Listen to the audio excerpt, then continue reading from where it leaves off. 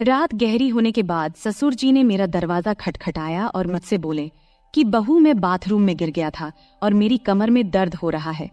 अगर तुम थोड़ी मालिश कर देती तो शायद मुझे थोड़ा आराम मिल जाता। फिर मैंने अपने ससुर को अपने बिस्तर पर लिटा दिया। इसके बाद जो हुआ उसकी आप कल्पना भी नहीं कर सकते, क्योंकि इसके बाद मेरी जिंदगी पूरी तरह से बिखर गई थी।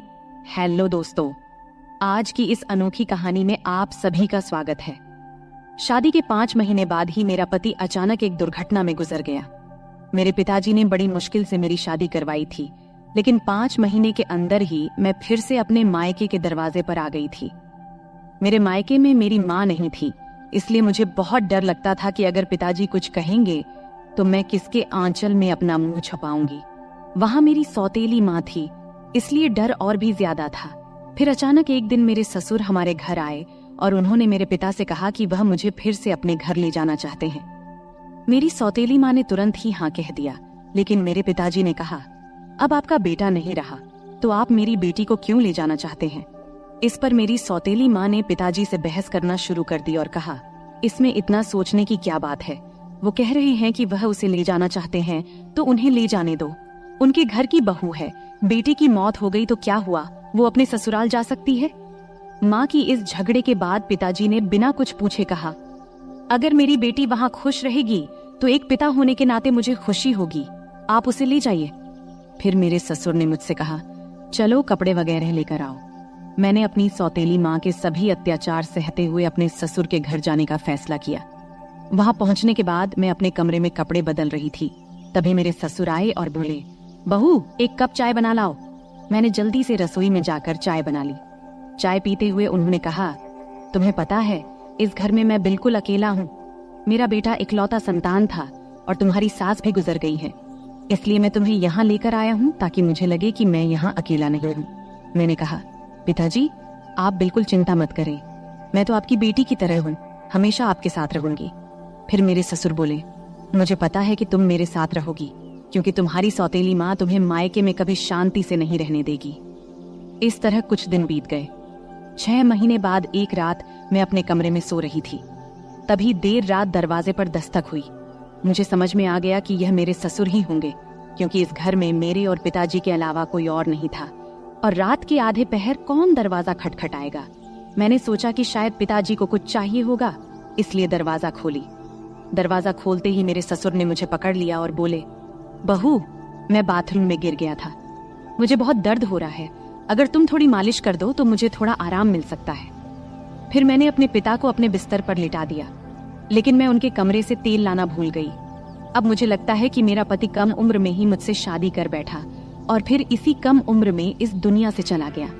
यह सब सोचते हुए मैं अपने ससुर की मालिश कर रही थी और देख रही थी कि वह मुझे अजीब तरीके से घूर रहे थे, जिससे मुझे और डर लग रहा था।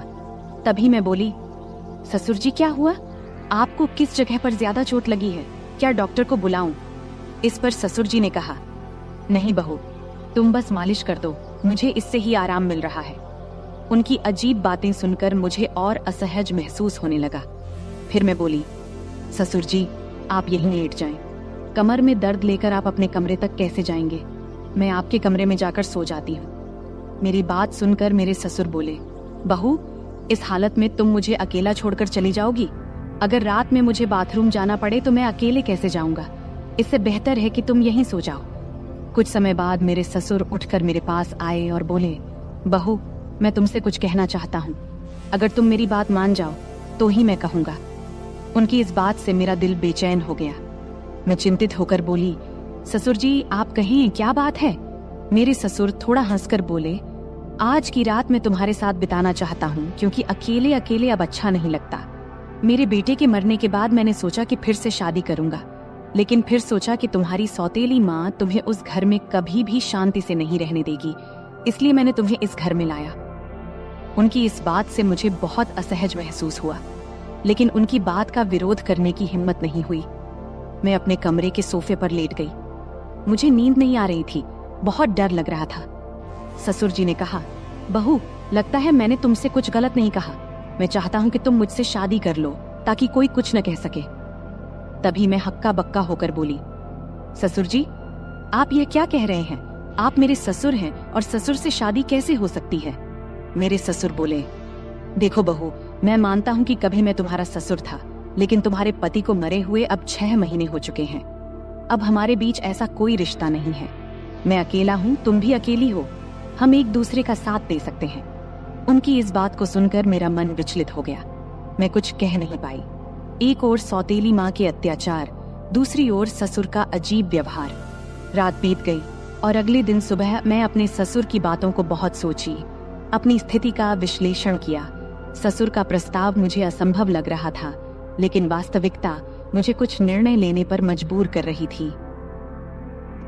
फिर मुझे ख्याल आया कि मैं अपने पिताजी से जाकर बात करती हूँ, लेकिन ये सब बातें अपने खुद के पापा से करने की मुझे हिम्मत नहीं हुई, क्योंकि मुझे पता था कि पिताजी से बात करने के बाद मेरी जिंदगी में नई समस्याएं आ सकती हैं। इसलिए मैं उनके पास नहीं गई। ऐसे ही एक दिन शाम को मेरे ससुर को फिर से बात करने का मौका मिला। उन्होंने कहा, बहू, मैंने तुमसे कुछ गलत नहीं चाहा, बस चाहता हूँ कि तुम मेरे जीवन में खुशी लाओ। मैं अकेला नहीं रह सकता, तुम्हारे साथ ही मेरी जिंदगी पूरी होती है। दोबारा ससुर जी से ये सभी बातें सुन मैं अंदर से कांपने लगी और कुछ बोल न पाई।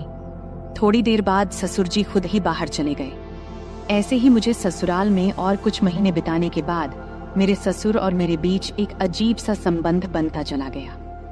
पति की मौत के बाद मैंने सोचा था कि मैं अब इस दुनिया में बिल्कुल अकेली हो गई हूँ, लेकिन मेरे ससुर ने मेरे प्रति जो भावनाएं जाहिर की थी, उन्होंने मेरे जीवन को एक नई दिशा में मोड़ दिया। उनके शब्दों ने मुझे भीतर तक झकझोर कर रख दिया था। जब भी मैं सोने को जाती, उनके बातें मुझे परेशान करने लगती। वह कहते थे कि मेरे साथ रहने से उन्हें अपने अकेलेपन का एहसास नहीं होता और वह चाहते थे कि हम दोनों एक नई जिंदगी की शुरुआत करें। उस रात की बातचीत के बाद मैंने खुद को बहुत असमंजस में पाया। मन में कई सवाल उठ रहे थे। क्या यह सही है? क्या यह समाज के नियमों के खिलाफ नहीं जाएगा?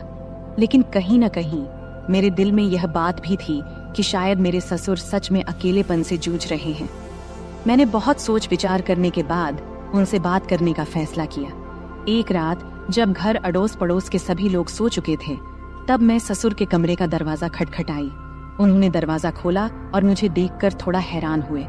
मैं अंदर गई और बोली, ससुर जी, मैं आपसे कुछ महत्वपूर्ण बात करना चाहती हूँ। उन्होंने मुझे बैठने का इशारा किया और गंभीरता से बोले, क्या हुआ बहू, तुम इतनी रात गए क्यों आई हो? मैंने थोड़ी हिम्मत जुटाते हुए बोली, ससुर जी, मैंने आपके प्रस्ताव के बारे में बहुत सोचा है। मैं समझती हूँ कि आप अकेलेपन से जूझ रहे हैं और एक साथी की जरूरत महसूस कर रहे हैं, लेकिन इस रिश्ते के लिए एक शर्त है। हमारे बीच हमेशा सम्मान और प्यार का रिश्ता रहेगा। आप मुझे बेटी की तरह सम्मान देंगे और मैं आपको पिता की तरह आदर दूंगी। उन्होंने मेरी बात को ध्यान से सुना और थोड़ी देर बाद कहा, मैं तुम्हारी शर्त मानता हूँ, तुम्हारे सम्मान को हमेशा बनाए रखूंगा। उनकी यह बात सुनकर मेरे दिल का बोझ थोड़ा हल्का हो गया। मैंने उन्हें अपनी सहमति दे दी। फिर कुछ दिनों बाद हमने एक छोटे से समारोह में शादी कर ली। यह शादी समाज की नजर में असामान्य थी, लेकिन हमने अपनी स्थिति को स्वीकार कर लिया था। शादी के बाद के दिन मेरे लिए बेहद चुनौतीपूर्ण रहे। गांव में लोग बातें बनाने लगे, रिश्तेदारों ने हमसे दूरी बनानी शुरू कर दी, लेकिन हमने इन सब की परवाह किए बिना अपने जीवन को आगे बढ़ाने का फैसला किया। हमारे रिश्ते में धीरे धीरे प्यार और समझ बढ़ने लगी। ससुराल में पहले जहां मैं खुद को असहज महसूस करती थी, अब वही घर मुझे अपना लगने लगा था। ससुर ने मेरे लिए हर संभव प्रयास किया ताकि मैं खुश रह सकूं। उन्होंने मेरी हर छोटी बड़ी जरूरत का ध्यान रखा और हर ख्वाहिश पूरी की। वह हर दिन मेरे लिए कुछ न कुछ खास करने की कोशिश करते थे। कभी मेरे पसंदीदा खाने की चीजें लाते, तो कभी मेरे लिए नई साड़ियां खरीदते। धीरे धीरे मैं भी उनके प्रति एक अलग तरह का आदर महसूस करना शुरू कर दी थी। हम दोनों ने मिलकर एक नई जिंदगी की शुरुआत किया। ससुर अब मेरे जीवन का एक अभिन्न हिस्सा बन चुके थे। हमारे बीच का रिश्ता अब सिर्फ ससुर और बहू का नहीं रहा, बल्कि दो दिलों का एक मजबूत बंधन बन गया था। वह मुझे हर उस समय सहारा देते थे जब मुझे उनकी जरूरत होती थी। उन्होंने मुझे फिर से हंसना सिखाया, जीवन को नए नजरिए से देखना सिखाया। शादी के कुछ महीने बाद मैंने महसूस किया कि हमारे बीच का यह नया रिश्ता मुझे एक नई दिशा दे रहा है। हमने मिलकर कई मुश्किलों का सामना किया और हर बार एक दूसरे का साथ दिया। ससुर के साथ मेरे इस नए रिश्ते ने मुझे जीवन के कई नए पहलू दिखाए। उन्होंने मुझे यह एहसास दिलाया कि जीवन में अगर साथी सही हो तो कोई भी मुश्किल इतनी बड़ी नहीं होती कि उसे पार न किया जा सके। समाज की नजर में हमने बहुत कुछ सहा, लेकिन हमने अपने फैसले पर कभी पछतावा नहीं किया। हमारे रिश्ते में धीरे धीरे एक नए तरह का प्यार और सम्मान उभरने लगा। उनके साथ बिताए हर पल ने मुझे कुछ नया सिखाया और मुझे एहसास हुआ कि कभी कभी जीवन हमें ऐसे मोड़ पर ले आता है जहां हमें अपने फैसलों पर पुनर्विचार करना पड़ता है। आज मैं अपने ससुर के साथ एक नई जिंदगी जी रही हूँ।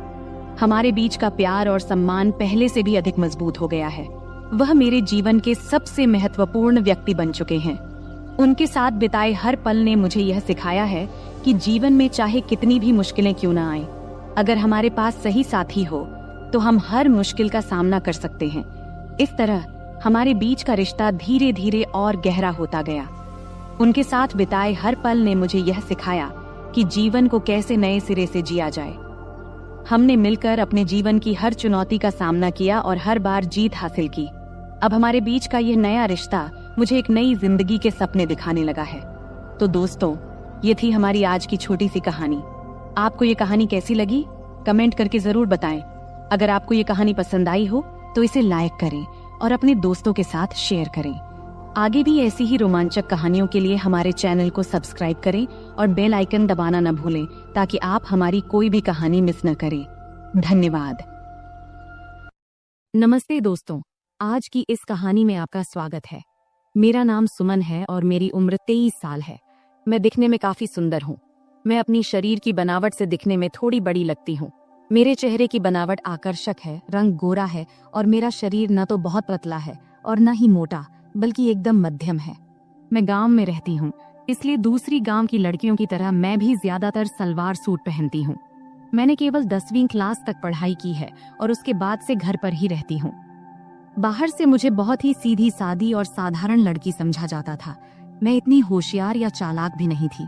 लेकिन सच कहूं तो मेरी जिंदगी में कुछ ऐसे दिन आए जब मैंने अपनी हदों को पार कर लिया। तब जिंदगी ने मुझे कुछ ऐसी सीख दी जो मैंने कभी सोची भी नहीं थी। बहुत पहले की बात है, मैं एक ऐसे अनुभव से गुजरी जिसने मेरे दिल दिमाग पर गहरी छाप छोड़ दी। उस समय मेरी मुलाकात गौरव भैया से हुई।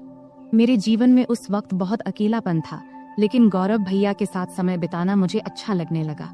वो हमेशा मेरे प्रति बहुत केयरिंग रहते थे और उनकी मौजूदगी से मेरा मन हल्का हो जाता था। शुरुआत में जब मैं उनके साथ समय बिताती थी तो शरीर में एक अलग सा दबाव महसूस होता था, जैसे मुझे आराम की जरूरत हो।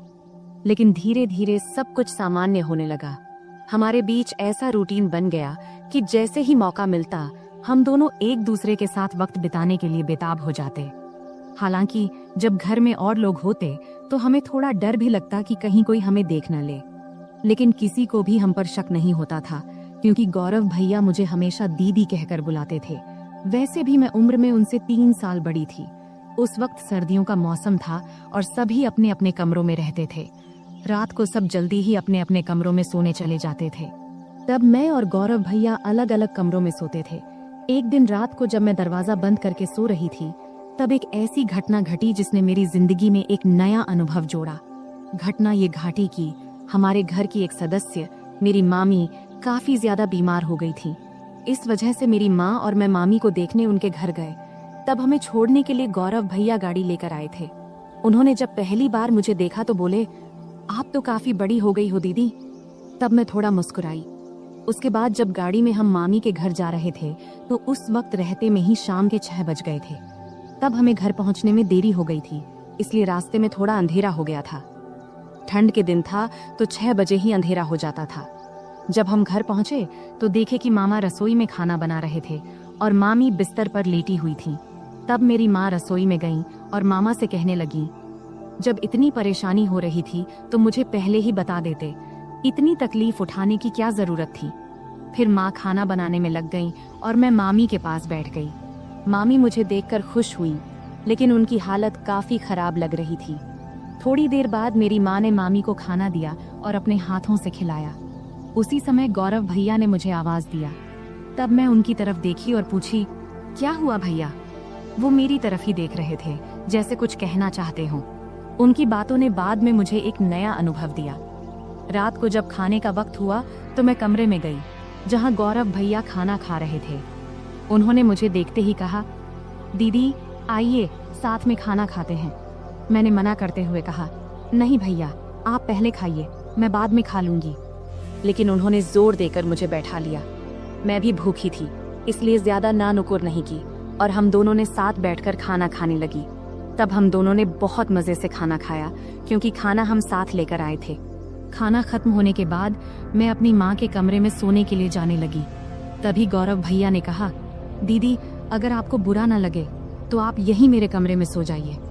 उनकी ये बात सुनकर मैं हैरान रह गई और मैंने कहा, नहीं भैया मैं माँ के साथ सोऊंगी। लेकिन तब बार बार वे मुझसे विनती करने लगे। आखिरकार मैं मान गई। ठीक है मैं यहाँ सो जाऊंगी, लेकिन पहले मम्मी को बता देना चाहती हूँ कि मैं आपके कमरे में सोऊंगी। इस पर गौरव भैया खुद जाकर मम्मी को बताए कि मैं उनके कमरे में सो रही हूँ। इधर मैंने अपने सलवार कुर्ते बदल लिए, क्योंकि मेरे कपड़े थोड़े ज्यादा टाइट थे। जब गौरव भैया ने मुझे नए कपड़ों में देखा तो मुस्कुराते हुए बोले, दीदी आप इस ड्रेस में कमाल की लग रही हैं, आप इतनी खूबसूरत क्यों हैं? तब मैंने कुछ नहीं कहा, बस मुस्कुराकर बात बदल दी। फिर मैंने चादर ओढ़ ली और बिस्तर पर बैठ गई। गौरव भैया भी अपने सोने का इंतजाम नीचे फर्श पर करने लगे। तब मैंने कहा, भैया बिस्तर पर ही सो जाओ, यहाँ काफी जगह है। मेरे कहते ही गौरव भैया भी चादर ओढ़कर मेरे पास बैठ गए। गौरव भैया बहुत हंसमुख और मजाकिया इंसान थे। उन्होंने मजेदार बातें करके मुझे काफी देर तक हंसाया। बात करते करते कब रात के 12 बज गए पता ही नहीं चला और न जाने कब मैं सो गई। सुबह जब मेरी नींद खुली तो मैंने देखा कि गौरव भैया मेरे बालों से खेल रहे हैं। मुझे जागते देख वो मुस्कुराते हुए बोले, गुड मॉर्निंग दीदी, कैसी हो? मैं भी मुस्कुराते हुए बोली, बहुत बढ़िया भैया। फिर हम दोनों चादर के अंदर बैठकर बातें करने लगे। तभी उसी वक्त मम्मी हमारे लिए गर्मा गर्म चाय लेकर आईं। सुबह बहुत ठंडी थी, इसलिए चादर में बैठकर चाय पीना अच्छा लग रहा था। गौरव भैया बार बार मेरी तरफ देख रहे थे। मैंने मुस्कुराते हुए पूछा, क्या है भाई, ऐसे क्यों देख रहे हो?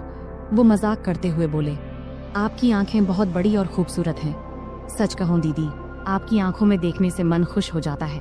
तब मैं मस्ती में बोली, सुबह जब मैं सो रही थी तब क्या कर रहे थे? तब वो हल्का सा मुस्कुराए और बोले, कुछ नहीं दीदी, आपके बाल ठीक कर रहा था। गौरव भैया दिखने में काफी सुंदर थे। उनके चेहरे पर अभी दाढ़ी मूंछ भी नहीं आई थी और चेहरा बहुत साफ था। मेरी तुलना में उनकी हाइट थोड़ी सी कम थी, लेकिन उनकी कुछ हरकतें मुझे कभी कभी हैरान कर देती थीं। सुबह का वक्त थोड़ा व्यस्त था। मम्मी घर के कामों में व्यस्त थीं और मामू काम पर जाने के लिए तैयार हो रहे थे। तब मैं भी मम्मी की मदद करने लगी। इतने में मामू खाना पैक करके काम पर निकल गए। मेरी रोज सुबह नहाने की आदत थी, इसलिए रोज की तरह मैं नहाने के लिए बाथरूम की ओर गई। मुझे नहीं पता था कि गौरव भैया भी उसी वक्त नहाते हैं। जैसे ही मैंने बाथरूम का दरवाजा खोला तो मैं शर्म से लाल हो गई और तेजी से अपने कमरे में भाग आई। गौरव भैया उस वक्त नहा रहे थे। उनके चेहरे पर साबुन लगा था, इसलिए उन्होंने मुझे देखा भी नहीं। लेकिन मैं इतनी ज्यादा शर्मिंदा हो गई कि वह दृश्य बार बार मेरे दिमाग में घूमने लगा। कमरे में बैठकर मैं अपनी ही सोच में खो गई और हल्के हल्के हंसने लगी। इतने में गौरव भैया नहाकर कमरे में आए। मुझे अकेले हंसते हुए देखकर उन्होंने मजाक में कहा, क्या बात है दीदी, आज तो बहुत खुश लग रही हो। उनकी बात सुनकर मैं थोड़ा चुप हो गई और बोली, नहीं भाई, ऐसा कुछ नहीं है, बस यूं ही हंस रही थी।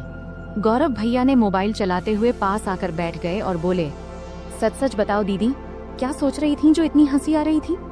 तब मैंने हंसते हुए कहा, नहीं भाई, कुछ भी खास नहीं। लेकिन गौरव भैया जिद करने लगे, नहीं दीदी बताओ ना, नहीं बताओगी तो मैं गलत ही समझ लूंगा। तब मैंने कहा, प्लीज भैया, इस बात को यहीं खत्म करो, इसमें सोचने लायक कुछ भी नहीं है। फिर मैं जल्दी से उठी और नहाने के लिए चली गई। नहाने के बाद मैं कमरे में वापस आई और मजाक में मैंने जानबूझकर थोड़ा सा पानी गौरव भैया की तरफ उछाल दी।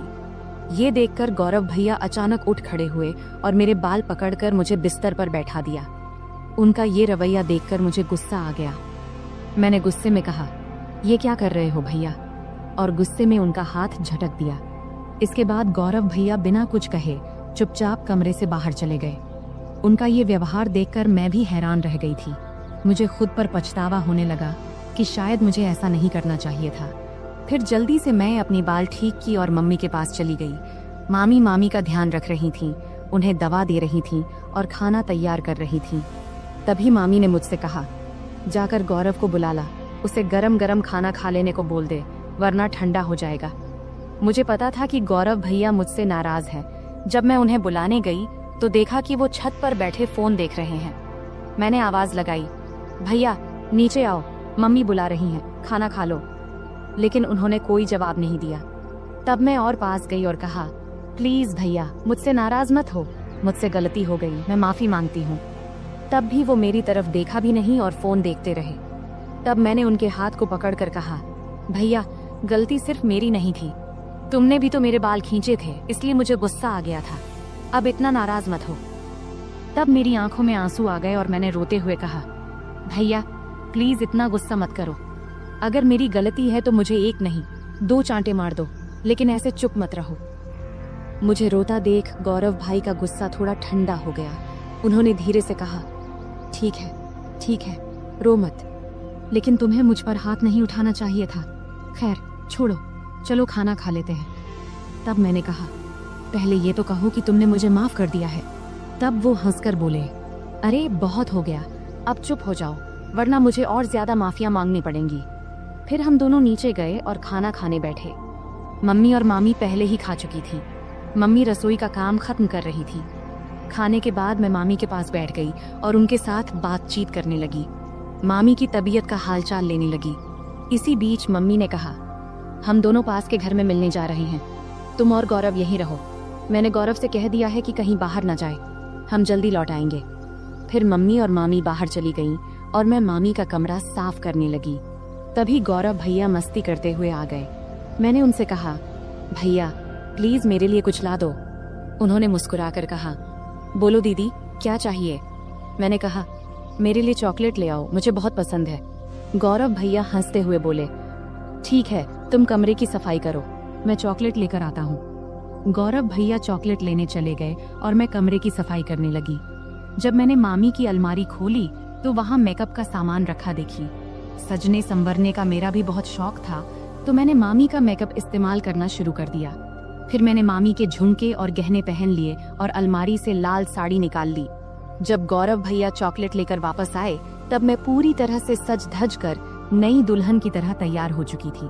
तब मैंने बाल खोल रखे थे, लिपस्टिक लगा रखी थी और हाथों में चूड़ियां भी पहन ली थीं। जैसे ही वे कमरे में दाखिल हुए, मुझे इस रूप में देखकर हैरान रह गए। उनके मुंह से बस यही निकला, दीदी आप तो शानदार लग रही हैं। फिर मैंने उनसे चॉकलेट ली और बिस्तर पर बैठकर खाने लगी। गौरव भैया भी पास में बैठ गए और तब उनकी नजरें मुझसे हट नहीं रही थीं। तब मैंने कहा, भैया इतना मत देखो, मुझे असहज लग रहा है। गौरव भैया हंसकर बोले, क्या करूं दीदी, आप पर से नजर हट ही नहीं रही, आप साड़ी में इतनी सुंदर लग रही हो, मानो कोई परी हो। फिर मजाक में बोले, मन कर रहा है कि आपको अपनी दुल्हन बना लूं। मैं समझ रही थी कि उस वक्त उनके मन में क्या चल रहा था, पर मैंने हल्की हंसी के साथ बात को दूसरी ओर मोड़ दिया। मैंने मजाक में कहा, तो फिर रुक क्यों गए, बताओ मुझे पत्नी बनाकर क्या करोगे। तब गौरव भैया थोड़ा हंसकर बोले, रहने दो दीदी, मुझे पता है तुम जानबूझकर ये पूछ रही हो। तब मैंने कहा, तो क्या तुम अपनी दीदी का फायदा उठाना चाहते हो, अगर मम्मी को पता चल गया तो क्या होगा। तब गौरव भैया बोले, दीदी इतनी चिंता मत करो, हम तो घर में ही हैं और किसी को पता भी नहीं चलेगा, तुम बस एक बार हाँ कह दो, मैं सब संभाल लूंगा। तब मैंने मुस्कुराते हुए कहा, तो पहले बताओ तुम ये सब साड़ी देखकर कह रहे हो या पहले से ऐसा सोच रहे थे। गौरव भैया हंसकर बोले, सच कहूं तो जब से तुम आई हो तभी से ऐसा लग रहा है, अगर तुम एक बार मान जाओ तो सब आसान हो जाएगा। तब मैंने मजाक में कहा, ठीक है, जब तुम चाहो मैं तुम्हारी बात मानूंगी, लेकिन तुम्हें अपनी जिम्मेदारी ठीक से निभानी होगी। इस पर भैया बहुत खुश होकर बोले, थैंक्स दीदी, मुझे पता था तुम मुझे ना नहीं कहोगी, तुम सच में सबसे अच्छी हो। मैंने कहा, रुको, इतनी तारीफ करने की जरूरत नहीं है और शाम को मेरे लिए और भी चॉकलेट लाना मत भूलना। तब गौरव भैया ने कहा, ठीक है दीदी, 1 मिनट रुको, मैं आता हूँ। जब वह बाहर चले गए तो मुझे थोड़ी असुविधा महसूस हुई। जब वह वापस आए तो मैंने कहा, गौरव भैया इस वक्त मुझे थोड़ी परेशानी हो रही है, शाम को इस बारे में बात करेंगे। लेकिन गौरव भैया मेरी बात मानने को तैयार नहीं थे। उन्होंने शांत स्वर में कहा, दीदी, इतनी चिंता क्यों कर रही हो? डरने की कोई बात नहीं है, सब ठीक हो जाएगा। अगर तुम्हें असुविधा हो रही है तो आंखें बंद कर लो। तब मैंने आंखें बंद कर लीं और गौरव भैया मुझे तभी उसी पल दरवाजे पर अचानक दस्तक हुई, जिससे हम दोनों डर गए। कुछ समय बाद बाहर से मम्मी की आवाज आई, कोई है कमरे में? तब मैं तुरंत बिस्तर से उठ गई, क्योंकि मैं साड़ी में पूरी तरह सज धज कर तैयार थी। ऊपर से मामी के कमरे में थी। गौरव भैया का मूड भी खराब हो गया था, लेकिन उनके चेहरे को देखकर मुझे अंदर से हंसी आ रही थी। मैंने तुरंत गौरव भैया को कमरे से बाहर कर दिया और खुद भी साड़ी उतारकर सामान्य कपड़े पहन ली। फिर कमरे की सफाई करने लगी। इस बीच मम्मी ने मामी को बरामदे में बिठाया और सीधे रसोई में जाकर चाय बनाने लगी। तब मैं जल्दी जल्दी कमरे की सफाई करने लगी। बाद में हम सबने मिलकर चाय पी। चाय पीने के बाद मम्मी काम में लग गईं और मैं बरामदे में लेट गई। समय बिताने के लिए मैंने मम्मी की मदद करनी शुरू कर दी। कुछ समय बाद मैंने देखा कि गौरव भैया कहीं नहीं दिख रहे हैं। जब मैं उन्हें ढूंढने गई तो देखी कि वह बाथरूम से बाहर निकलकर हाथ धो रहे थे, लेकिन उनके चेहरे से लग रहा था कि उनका मूड अभी भी ठीक नहीं है। तब उन्हें देखकर मैं हंसी नहीं रोक पाई और हंसते हुए बोली, क्या हुआ, इतना उदास क्यों हो? मजाक में मैंने कहा, भैया तुम ऐसे क्यों हो? गौरव भैया हंसते हुए बोले, अगर तुम मेरी जगह होती तो तुम भी ऐसे ही करती। तुम लड़की हो, इसलिए इतनी बातें कर पा रही हो। मैं हंसकर बोली, ठीक है भैया, बस थोड़ा इंतजार करो, रात होने पर तो कोई डिस्टर्ब नहीं करेगा। तब गौरव भैया बोले, दीदी समस्या तो इसी रात के इंतजार में है, हर मिनट घंटों जैसा लग रहा है। तभी मम्मी ने आवाज दी, तुम्हारे भाई बहन की बातें खत्म हो गई हो तो थोड़ा काम में हाथ बंटाओगे? मम्मी की आवाज सुनते ही मैं उठकर जाने लगी और जाते जाते मजाक में बोली, गौरव भैया याद रखना, अगर चॉकलेट नहीं मिला तो मैं भी कुछ नहीं दूंगी। फिर मैं रसोई में चली गई। इस बीच मामा भी घर लौट आए थे। तब मैंने उन्हें खाना परोस दिया। मामा जी बहुत थके हुए थे, वे हमारे साथ थोड़ा बैठकर बात किए, फिर जल्दी सो गए। मम्मी मामी को खाना खिला रही थी और उन्हें दवाई दे रही थी। मैंने भी अपना खाना खा लिया और समय बिताने के लिए टीवी देखने लगी। सर्दी का मौसम होने के कारण हम जल्दी बिस्तर में चले गए, लेकिन मम्मी अभी भी अपने काम में लगी हुई थी। तब मैं मामी के कमरे में चली गई और बैठकर फोन में व्यस्त हो गई। इतना डूबी थी कि मुझे पता ही नहीं चला कि कब गौरव भैया खाना खाकर अपने कमरे में चले गए और मेरा इंतजार कर रहे थे। मैं अपनी रोज की सीरियल देखने में व्यस्त थी। जब मैं नहीं गई तो गौरव भैया खुद मुझे बुलाने आ गए। कमरे में आकर भैया बोले, दीदी आओ, मैं तुम्हारा बहुत देर से इंतजार कर रहा हूँ। तभी मम्मी ने कहा, कोई बात नहीं, अगर तुम अकेले सोना चाहते हो तो सो जाओ, तुम्हारी दीदी मेरे साथ सो जाएगी।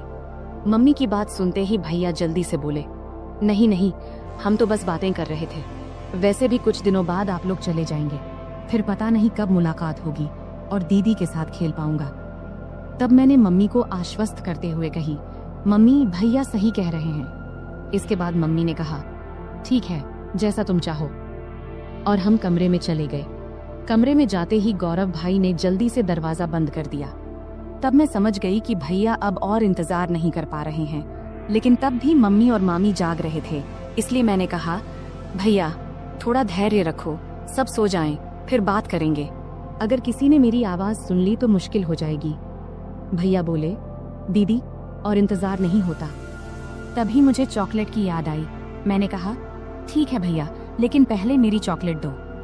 भैया ने तुरंत जेब से चॉकलेट निकालकर दे दिया। फिर मैं चॉकलेट खाने लगी और भैया परफ्यूम लगाने लगे। शुरुआत में हम मजाक में थोड़ी थोड़ी नोक झोंक करने लगे। इससे हमारे बीच मजेदार झगड़ा शुरू हो गया। हम बिस्तर पर कूदने लगे, क्योंकि हमारी उम्र अभी भी छोटे बच्चों जैसी थी। तभी मम्मी ने चिल्लाकर कहा, सुमन बहुत हो गया, अब सो जाओ, क्योंकि बिस्तर की आवाज उनके कमरे तक जा रही थी। इसके बाद गौरव भैया ने तुरंत फर्श पर बिस्तर बिछा दिया, जिससे आवाज बंद हो गई। फिर गौरव भैया ने मुझे रात के 3 बजे तक सोने नहीं दिया। सुबह जब हमारी आंख खुली तब मम्मी दरवाजा खटखटा रही थी। उसमें बिस्तर पर ही थी, लेकिन उठ नहीं पा रही थी, इसलिए गौरव भैया ने मुझे उठाकर बिस्तर पर बिठा दिया और खुद दरवाजा खोलने गए। तब मम्मी हमारे लिए चाय लेकर आईं। मुझे देखकर उन्होंने कहा, मैंने कहा था सुमन समय पर सो जाना, अब देखो तो तुम्हारी आंखें कितनी लाल हो गईं। मेरी आंखें अब सच में लाल हो गई थीं। मैंने बिना कुछ कहे चाय पीना शुरू कर दिया। यहाँ तक कि मैंने मुंह भी नहीं धोया क्योंकि पूरा शरीर दर्द से टूट रहा था। मम्मी चाय रखकर चली गईं। गौरव भैया जब कमरे में आए तो मैंने गुस्से में कहा, भैया मैंने तो कहा था थोड़े समय के लिए, लेकिन तुमने मेरी बात नहीं मानी। अब देखो मेरा शरीर कितना थक गया है, मैं ठीक से खड़ी भी नहीं हो पा रही हूँ। अगर मम्मी ने पूछ लिया तो मैं क्या कहूँगी। तब गौरव भैया ने जल्दी से जवाब दिया, दीदी चिंता मत करो, मैं मेडिकल स्टोर से दवा लेकर आता हूँ, उसे लेने के बाद तुम्हारा शरीर ठीक हो जाएगा। इसके बाद मैंने लगातार 4-5 दिन तक भैया को पास नहीं आने दिया, लेकिन इससे उनका उत्साह कम नहीं हुआ। वे हर दिन मेरे आसपास घूमते रहते थे और नियमित रूप से चॉकलेट लाते रहते थे। भैया मेरे सारे काम कर देते और मैं जो चाहती वे हंसते हंसते कर देते, इसलिए मैंने भी इसका मजा लेना शुरू कर दिया। कभी कभी उनसे पैर का दर्द कम करने के लिए मसाज करवा लेती, कभी सिर की मालिश करवा लेती, मस्ती में कभी कभी हल्के से मार देती और सारा दिन उनके फोन पर सीरियल देखती। 4-5 दिनों के बाद भैया का व्यवहार थोड़ा बदल गया, इसलिए मैंने उन्हें ज्यादा कुछ नहीं कहा। एक दिन हम दोपहर में घर में अकेले थे और बहुत मस्ती किए। उस दिन घर में कोई नहीं था। भैया ने पूरा दिन मुझे कहीं बैठने नहीं दिया और हमेशा अपने पास रखा। इस घटना के बाद मैं और भैया बहुत सामान्य हो गए। जब भी उनका मन करता वे मुझे कमरे में बुला लेते और मैं भी अब इसकी आदत डाल चुकी थी। हमने उन दिनों का भरपूर आनंद लिया, लेकिन जीवन में हर अच्छे समय के बाद एक बुरा समय भी आता है और ये बुरा समय भी भैया की वजह से ही आया। दरअसल 20 दिन के बाद अब हमें गांव लौटना था, क्योंकि अब मामी काफी स्वस्थ हो चुकी थी और हमें वहां बहुत दिन हो गए थे। तब मम्मी ने अचानक वापसी का फैसला किया और उन्होंने पापा को कुछ भी नहीं बताया। जब मैंने और भैया ने ये सुना तो हमें बिल्कुल अच्छा नहीं लगा। तब भैया बोले, दीदी जाने से पहले आखिरी बार थोड़ा समय दे दो, कौन जाने फिर कब मिलेंगे। तब अंदर से मैं भी तैयार थी, लेकिन उस दिन घर में सभी लोग थे, यहाँ तक कि मामा भी आज घर पर ही थे। तब मामा मम्मी से बोले, दीदी आज रुक जाओ, मैं कल तुझे बस स्टैंड तक छोड़ दूंगा। ये सुनते ही मुझे थोड़ी खुशी हुई, क्योंकि एक रात हमारे पास थी। तब आखिरकार मम्मी भी मान गई। फिर हम बहुत ही बेसब्री से रात का इंतजार करने लगे। जब रात हुई तो जल्दी से खाना खा के हम अपने कमरे में चले गए। तब हम इतने असावधान हो गए थे कि दरवाजा भी ठीक से बंद नहीं किया था। तब थोड़ी ही देर में अचानक मामा ने आकर हमें उस स्थिति में देख लिया। मैं तो डर से कांपने लगी और तुरंत वहां से हट गई। मामा तब बहुत गुस्से में थे, लेकिन उन्होंने धैर्य रखा और पूरी स्थिति को संभाला। उन्होंने हम पर गुस्सा ना करके हमारी गलतियां हमें समझाईं और उस दिन ने मुझे एक बड़ा सबक सिखाया। तब मामा के प्यार और सहयोग से हमने स्थिति को संभाल लिया। उसके बाद से मैंने अपनी गलतियों से बहुत कुछ सीखा। उस घटना के बाद मैंने कभी ऐसा कुछ नहीं किया जिससे मेरे परिवार को शर्मिंदा होना पड़े। तो दोस्तों, हमारी जिंदगी में गलतियां हो सकती हैं, लेकिन उनसे सीखना सबसे महत्वपूर्ण है। अगर आपके जीवन में कभी ऐसी स्थिति आए तो उसे संभालने की कोशिश करें और परिवार के साथ हमेशा खुलकर बात करें। यह कहानी हमें सिखाती है कि किसी भी रिश्ते में सीमा रेखा होना महत्वपूर्ण है। अत्यधिक निकटता कभी कभी गलत फहमियों का कारण बन सकती है, इसलिए हमें हमेशा अपने और दूसरों के सुविधा को प्राथमिकता देनी चाहिए। परिवार के माहौल और रिश्तों का सम्मान करना बहुत महत्वपूर्ण है। हमें यह सुनिश्चित करना चाहिए कि हमारे कार्यों से परिवार के किसी भी सदस्य को शर्मिंदा न होना पड़े। इंसान से गलतियां हो सकती हैं, लेकिन उन गलतियों से सीखना और भविष्य में सही निर्णय लेना एक परिपक्व मानसिकता का परिचय है। किसी भी स्थिति में सचेत रहना आवश्यक है। दरवाजा बंद न करने की घटना एक छोटी गलती थी, लेकिन इसने बड़ी समस्या खड़ी कर दी। इससे समझ में आता है कि छोटी छोटी बातों में भी सावधानी बरतनी चाहिए, क्योंकि इनका जीवन पर बड़ा असर पड़ सकता है। तो दोस्तों, यह थी हमारी आज की छोटी सी कहानी। आपको यह कहानी कैसी लगी, कमेंट करके जरूर बताएं। अगर आपको यह कहानी पसंद आई हो तो इसे लाइक करें और अपने दोस्तों के साथ शेयर करें। आगे भी ऐसी ही रोमांचक कहानियों के लिए हमारे चैनल को सब्सक्राइब करें और बेल आइकन दबाना न भूलें, ताकि आप हमारी कोई भी कहानी मिस न करें। धन्यवाद। नमस्ते दोस्तों, आज की इस कहानी में आपका स्वागत है। इस कहानी में मेरा नाम राहुल है। मैं उत्तर प्रदेश के एक छोटे से शहर अंबेडकर नगर में रहता हूँ। वहीं मैं और मेरा परिवार रहता है। पैसे की कमी नहीं है, पिताजी खूब कमाते हैं और मैं कॉलेज में पढ़ता हूँ। आज मैं आपको मेरी अचानक घटी एक कहानी सुनाने जा रहा हूँ। यह उस समय की बात है जब मैं कॉलेज में पढ़ता था, और उस समय मैं उतना होशियार भी नहीं था। हमारे घर में मैं, मेरी मम्मी और मेरे पिताजी रहते हैं। हमारा घर काफी बड़ा है, जैसे किसी अमीर का बंगला हो। पिताजी हमेशा सुबह काम पर निकल जाते हैं और रात को देर से घर आते हैं। उस समय घर पर मैं और मम्मी ही होते थे। मैं कुछ देर पढ़ाई करता था और फिर सो जाता था, लेकिन मम्मी हमेशा पिताजी का इंतजार करती रहती थी। उस समय मैं कॉलेज के आखिरी साल में था। एक सुबह जब मैं कॉलेज जाने की तैयारी कर रहा था तो मैंने मम्मी की तेज आवाज सुनी। वो कह रही थी, क्या कर रहे हो तुम? रात के 2-2:30 बजे घर आते हो और कहते हो ऑफिस में काम था। रात के 2 बजे कौन से ऑफिस का काम चलता है? सीधे सीधे क्यों नहीं कहते कि उस सुमन के साथ थे? मम्मी काफी गुस्से में थी। मेरी मम्मी आमतौर पर किसी पर गुस्सा नहीं होती थी। उनका स्वभाव बहुत शांत था, लेकिन आज पता नहीं क्या हो गया, मम्मी बहुत गुस्से में थी। मैं 2 बजे आऊं या 3 बजे, तुम्हें जो चाहिए वो मिल तो रहा है ना, फिर चुप रहो। पिताजी ने तेज आवाज में मम्मी से कहा। क्या जो चाहिए वो मिल रहा है? पैसा, गहने, इन सब के अलावा भी कोई सुख होता है। अब और कुछ मत बोलो, लेकिन अब बर्दाश्त नहीं होता। 3-4 महीने हो गए हैं तुमने मुझे छुआ तक नहीं है। आखिर उस सुमन में ऐसा क्या है जो मुझ में नहीं है? मम्मी की आवाज और तेज हो गई थी।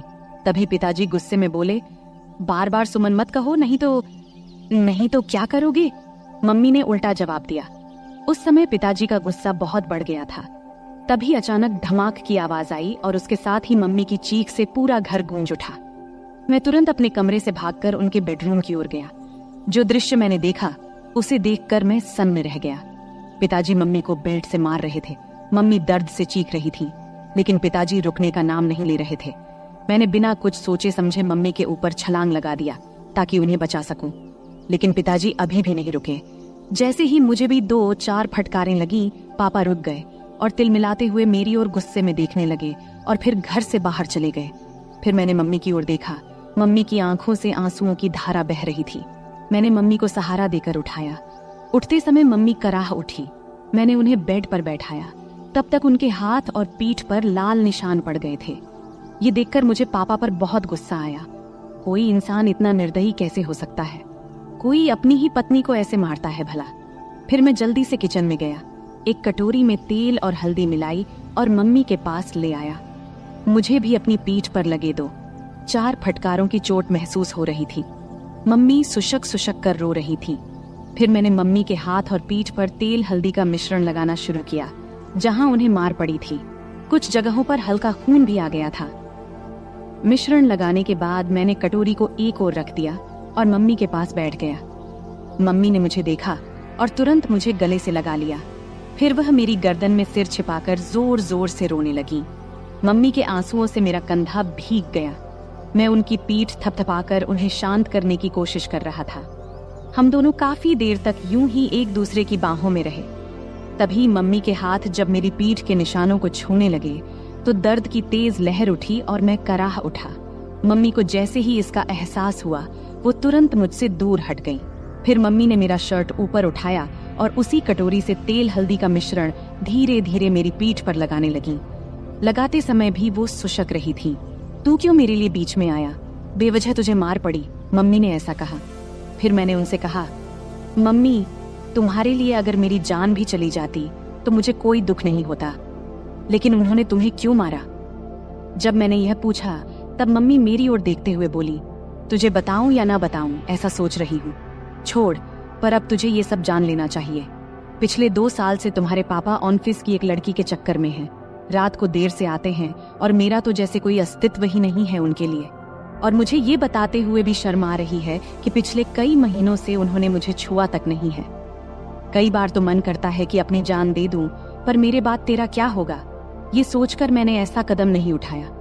पर सच में अब इस जिंदगी से थक चुकी हूँ।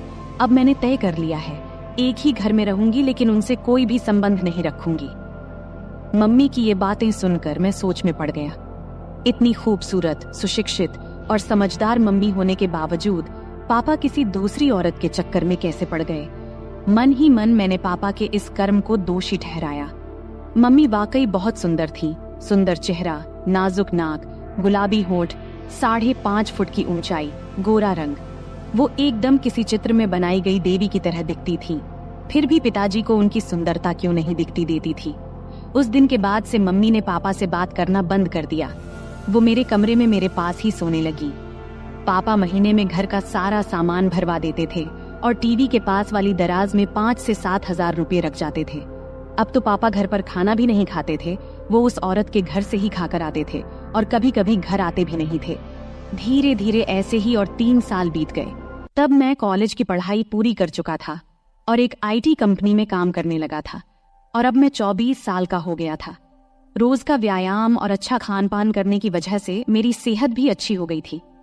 अब तो पापा महीने में 2-3 बार ही घर आते थे, मुझसे भी कम ही बात करते थे। हालांकि मम्मी अब उस सदमे से उबर चुकी थी, लेकिन उनके चेहरे पर हमेशा उदासी छाई रहती थी। मैंने उन्हें कभी हंसते हुए नहीं देखा था। यह देखकर मुझे बहुत बुरा लगता था। जब मैं नौकरी पर गया तो कंपनी ने मुझे लैपटॉप दिया, इसलिए मैंने घर पर इंटरनेट कनेक्शन भी लगवा लिया। बचपन से मम्मी के साथ रहने के कारण मेरे पास ज्यादा दोस्त नहीं थे। मम्मी ही मेरी सबसे करीबी दोस्त थी। संध्या के समय जब मैं काम से घर लौटता तो फ्रेश होकर चाय पीता और फिर बेडरूम में जाकर लैपटॉप पर इंटरनेट चलाता। यह मेरा समय बिताने का जरिया बन गया था। उस वक्त की उम्र के कारण मैं इंटरनेट पर तरह तरह फिल्में देखता रहता था, लेकिन मुझे सबसे ज्यादा माँ और बेटे के बीच की फिल्में पसंद आने लगी थी। धीरे धीरे मेरी नजरें मम्मी को देखने के तरीके में भी बदलाव आने लगा था। एक दिन सोमवार का दिन था, रात के करीब 9 बजे होंगे। अचानक पापा घर आए। हमारा घर मम्मी के नाम पर था। पापा मम्मी से कहने लगे कि घर उनके नाम कर दें। तब मम्मी ने इनकार किया तो पापा उन्हें बहुत बुरा भला कहने लगे। मम्मी चुपचाप सुनती रहीं। तभी पापा ने मम्मी के गाल पर थप्पड़ मार दिया। ये देख अब मेरा खून खौल उठा। पापा दूसरा थप्पड़ मारने ही वाले थे, तभी मैंने उनका हाथ पकड़ लिया और कहा, पापा अब बहुत हो गया, ये तमाशा बहुत हो चुका है, अब और नहीं सहन कर सकता। आज से इस घर में कदम रखा तो इसका अंजाम अच्छा नहीं होगा। फिर मम्मी ने भी गुस्से में पापा को खूब डांटा। पापा मम्मी की जोर से डांटने पर अचानक रुक गए और मेरे ताकतवर शरीर को देखकर वहां से चले गए। फिर मैंने दरवाजा बंद कर दिया और मम्मी के पास चला गया। मम्मी ने मुझे आंसुओं से भरी आंखों से देखा और दौड़ते हुए आईं। फिर मुझे गले से लगा लिया और फूट फूट कर रोने लगी। मैंने भी मम्मी की कमर को कसकर पकड़ा और उन्हें अपनी बाहों में भर लिया। मम्मी हिचकियां ले रही थीं और बोल रही थी, ठीक किया बेटे, इस आदमी की यही औकात है। आज के बाद अगर ये घर में दोबारा ना आए तो अच्छा ही है। मम्मी बोली, अब इस घर में उसकी आने की हिम्मत नहीं होगी और अगर आ भी गया तो मैं उसे छोड़ूंगा नहीं। मैंने गुस्से में मम्मी से कहा। फिर मम्मी ने चिंतित होते हुए कहा, राहुल बेटा, मत उलझ इस आदमी से। अगर तुझे कुछ हो गया तो मैं किसके सहारा रहूंगी। फिर मैंने भावुक होकर बोला, तू चिंता मत कर मम्मी, उस समय मेरे पास नौकरी नहीं थी इसलिए हम मजबूर थे, लेकिन अब मेरे पास अच्छी नौकरी है। तू चिंता मत कर, मैं तुझे कुछ नहीं होने दूंगा, मैंने मम्मी को आश्वस्त देते हुए कहा। फिर एक दिन मैं दोपहर में काम से घर वापस आया। मैंने अपनी चाबी से दरवाजा खोला और अंदर आया। तभी मुझे एक अजीब आवाज सुनाई दी। मैं बेडरूम के दरवाजे के पास गया, तब दरवाजा अंदर से बंद था। मैंने दरवाजे की होल से अंदर झांका और देखा कि मम्मी अंदर किसी के साथ थीं। जो नजारा मैंने देखा उसे देखकर मैं चौंक गया। लगभग 10 मिनट तक मैं वहीं देखता रहा। अचानक मम्मी बेहोश होकर गिर पड़ी। फिर मैं दरवाजे से हट गया और धीरे से बाहर बरामदे का दरवाजा खोला। फिर जोर से कहा, मम्मी मैं आ गया हूँ, तुम कहाँ हो। ये कहते हुए मैंने अपने हाथ में पकड़ा बैग सोफे पर रख दिया और जूतों के फीते खोलने लगा। कुछ ही देर में मम्मी ने बेडरूम का दरवाजा खोला और बाहर आई। मुझे अचानक देखकर उनके चेहरे पर घबराहट और आश्चर्य के भाव थे। मैंने जल्दी से अपने जूते उतारे और बेडरूम में घुस गया। टेबल पर मुझे केले की प्लेट दिखाई दी। मैंने एक केला उठाया और खाने लगा। मम्मी मेरे पीछे पीछे आई। मैं जैसे ही केले को खाने वाला था, मम्मी कुछ बोलने वाली थी, लेकिन मैंने पहले ही केले को मुंह में डाल लिया था। मम्मी हैरानी से मेरी ओर देख रही थी और मैं शांति से केला खा रहा था। केला थोड़ा कच्चा था, इसलिए पूरी तरह से मीठा नहीं था। मम्मी, केले बहुत अच्छे हैं और है क्या? मैंने केले खाते हुए मम्मी से पूछा। मम्मी ने कुछ जवाब दिया, लेकिन अपने मुंह में ही। लेकिन दोस्तों, मैं आपको बताता चलूं, उन केलों का स्वाद इतना अच्छा था कि कुछ मत पूछो। केले खाने के बाद मैं बाथरूम में जाकर फ्रेश हो गया और फिर कमरे में जाकर लैपटॉप खोल लिया। फिर मैं एक रोमांटिक मूवी देखने लगा। फिर रात के खाने के बाद मैं बेडरूम में सोने चला गया। थोड़ी देर में मम्मी भी सब काम निपटाकर सोने आईं। मम्मी ने हल्के गुलाबी रंग का नाइट गाउन पहना हुआ था। तब मैंने लैपटॉप से नजरें हटाकर मम्मी की ओर देखा। मम्मी नीचे झुककर तकिया ठीक कर रही थी। तकिया सही करने के बाद मम्मी बिस्तर पर लेट गईं। तब मैंने भी अपना लैपटॉप बंद कर दिया, फिर लाइट बंद किया और सोने की कोशिश करने लगा। लेकिन मुझे नींद नहीं आ रही थी। मेरे दिमाग में दिन की वो घटना बार बार घूम रही थी। बहुत देर तक मैं जागा रहा, जबकि मम्मी शांति से सो रही थी। कुछ समय बाद मम्मी ने करवट ली और मेरी तरफ पीठ करके सो गईं। फिर उन्होंने छत की ओर मुंह करके लेटना शुरू किया। मैं थोड़ी देर के लिए डर गया, लेकिन जब मम्मी जागी नहीं तो मुझे थोड़ी राहत मिली। मेरी हिम्मत बढ़ी और मैं धीरे धीरे मम्मी की ओर देखने लगा। मम्मी ने कुछ ही पल के लिए मेरी ओर देखा और फिर अपनी आंखें बंद कर लीं। मैंने समझ लिया कि वो अभी भी जाग रही हैं। मैं थोड़ा और आगे बढ़ा और खुद को संतुष्ट महसूस किया। मम्मी भी खुश थीं, उन्होंने कुछ नहीं कहा, लेकिन मुझे एहसास हो रहा था कि उन्हें भी संतोष मिला है। मम्मी, क्या हुआ? तुम चुप क्यों हो? क्या तुम्हें अच्छा नहीं लगा? मैंने जब ऐसा पूछा तब उन्होंने बोला, नहीं रे बेटा, मुझे तो बहुत अच्छा लगा। तूने मम्मी को बहुत खुश किया। फिर मैंने मम्मी के पीठ पर प्यार से हाथ फेरते हुए कहा, मम्मी, अब से तुम्हें केले खाने की जरूरत नहीं पड़ेगी। मैंने मम्मी के कान में धीरे से ऐसा कहा। तब मम्मी बोल उठी, बेटा, तुझे ये कैसे पता चला? मम्मी ने आश्चर्य से मेरी ओर देखते हुए पूछा। तब मैंने उन्हें बताया कि आज दोपहर जब मैं घर आया तो कमरे से तुम्हारी आवाज सुनाई दी। जब मैंने दरवाजे की होल से देखा तो मुझे सब समझ में आ गया।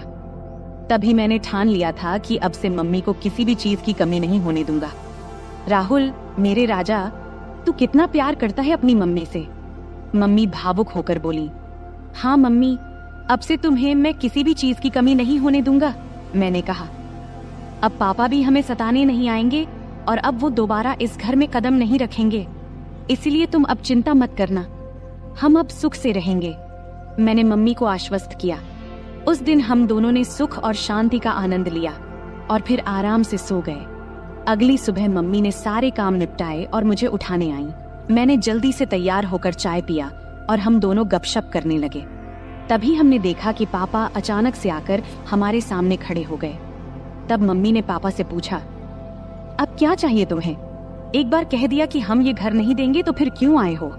पापा ने जवाब दिया, मुझे अब घर नहीं चाहिए, मैं बस ये बताने आया हूँ कि मैं अब दूसरी शादी करने जा रहा हूँ, तो मुझे तुमसे तलाक चाहिए। फिर मम्मी ने मेरी ओर देखा और पूछा, तुम्हारा क्या कहना है? मैंने कहा, मम्मी, जो तुम्हें सही लगे वो करो, मैं तुम्हें किसी भी चीज की कमी नहीं होने दूंगा, मेरा भरोसा करो। मम्मी ने फिर पापा को तलाक के लिए हाँ कह दिया। दोपहर को मम्मी और पापा दोनों ऑफिस गए और अपने बाकी कानूनी काम निपटा कर लौटे। उसके बाद से पापा कभी हमें दिखाई नहीं दिए और हमने भी उन्हें कभी ढूंढने की कोशिश नहीं की। हम दोनों अब अपने घर में खुश थे और पापा भी अपनी सेक्रेटरी के साथ खुश थे। अब हम दोनों अकेले रहते हैं और अपने सुख दुख का ख्याल रखते हैं। ऐसे ही चलते चलते अब कई साल बीत चुके हैं। अब मम्मी मुझसे कहने लगी है कि अभी तेरा बहुत जीवन बाकी है, तू किसी अच्छी लड़की को देख ले जिससे मैं तेरा विवाह करा सकूं, और हाँ, शादी के बाद मुझे भूल मत जाना। मैंने हंसते हुए कहा, तुम्हें कैसे भूल सकता हूँ मम्मी, तुम तो मेरी मम्मी हो। फिर हम दोनों हंसने लगे। अगले कुछ महीनों तक हमारा जीवन बहुत शांति और खुशी से बीत रहा था। मम्मी और मैं अब एक दूसरे का ख्याल रखते थे और एक दूसरे के साथ खुश थे। लेकिन मम्मी की बात मेरे दिमाग में अक्सर घूमती रहती थी। उन्होंने कहा था कि अब मुझे अपने जिंदगी के बारे में सोचना चाहिए और किसी अच्छी लड़की से शादी कर लेनी चाहिए। मैंने इस बारे में गंभीरता से सोचना शुरू किया और एक दिन मम्मी से खुलकर बात किया। मैंने उनसे कहा, मम्मी, आपने सही कहा था, अब वक्त आ गया है कि मैं अपने जीवन के अगले पड़ाव की ओर बढ़ूं। मुझे लगता है कि अब मुझे भी किसी के साथ अपना जीवन बिताने की जरूरत है। मम्मी ने मेरे चेहरे की ओर देखा और प्यार से मुस्कुराई।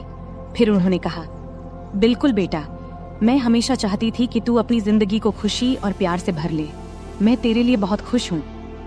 इसके बाद मम्मी ने मेरे लिए लड़की देखनी शुरू की। कुछ ही दिनों में मम्मी को एक अच्छा रिश्ता मिला। लड़की का नाम स्नेहा था। स्नेहा बहुत समझदार और संस्कारी लड़की थी। जब मैंने उससे पहली बार मुलाकात किया तो मुझे ऐसा लगा जैसे मेरे जीवन का वो खालीपन भर गया हो। स्नेहा और मैं जल्द ही शादी के बंधन में बंध गए। शादी के बाद हमारा घर और भी खुशहाल हो गया। मम्मी, स्नेहा और मैं एक परिवार की तरह रहने लगे। मम्मी को अब इस बात की खुशी थी कि उन्होंने मुझे अकेलेपन से बाहर निकालकर मेरे लिए एक नया जीवन शुरू करने में मदद की थी। समय बीतता गया और हमारा जीवन पहले से भी बेहतर होता चला गया। मम्मी अब पहले से ज्यादा खुश थीं और मुझे भी इस बात की तसल्ली थी कि मैंने उनका हर सपना पूरा कर दिया था। अंत में मैंने सीखा कि जीवन में रिश्तों की अहमियत कितनी होती है। चाहे वो माँ बेटे का रिश्ता हो या पति पत्नी का, सच्चा प्यार और सम्मान ही रिश्तों को मजबूत बनाता है। और यही सीख मैंने अपने जीवन में उतारी। तो दोस्तों, इस कहानी का यही संदेश है कि परिवार ही हमारी असली ताकत है और जब हम अपने परिवार के साथ खड़े होते हैं तो हर मुश्किल आसान हो जाती है। उम्मीद है कि आपको यह कहानी पसंद आई होगी। ऐसे ही और कहानियों के लिए चैनल को सब्सक्राइब जरूर करें। धन्यवाद।